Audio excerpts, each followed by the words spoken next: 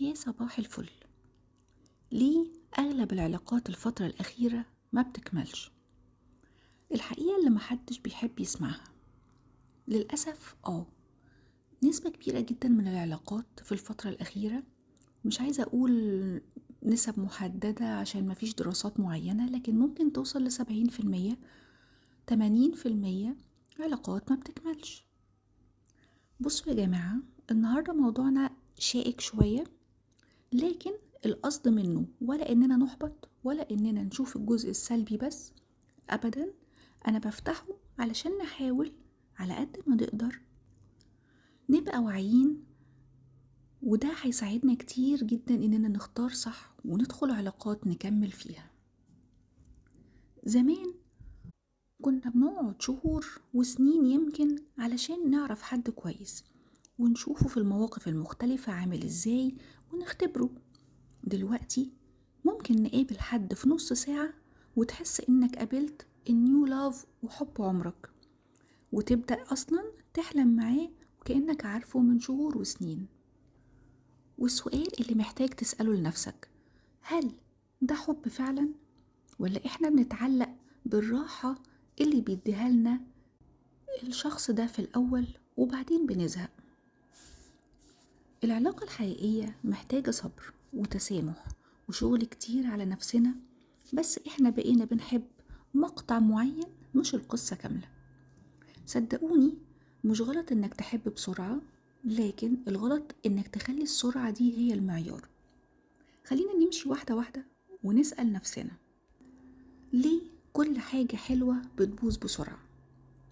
خليني أسألك سؤال بسيط كده، عمرك حبيت بصدق؟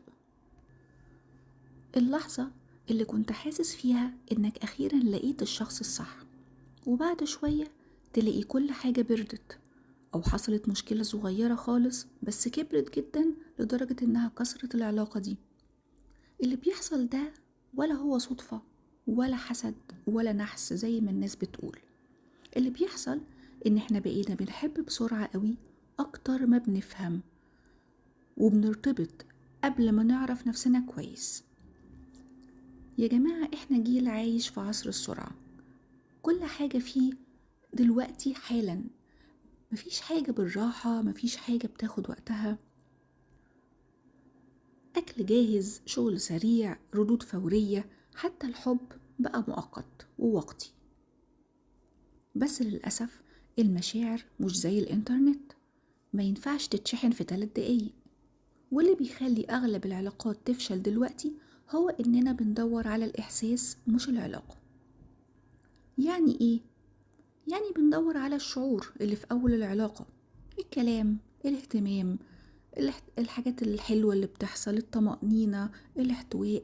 بس أول ما نحس إن الموجة دي خلصت بنفقد الحماس، وساعتها نبدأ نقول ما كانش قدري، اتغير، أو العلاقة دي بقت خنيقة قوي. لكن في الحقيقة اللي اتغير هو إحساسك مش الشخص. علشان كده مهم إن احنا نكون واعيين إن المشكلة مش في العلاقات ومش في الأشخاص، هي فينا إحنا وفي إدراكنا يعني إيه حب، وإدراكنا في تقبلنا للمشاعر اللي التاني بيديهالنا. مهم جدا ما يبقاش عندنا احتياج، يبقى عندنا وعي وعندنا استعداد للحب.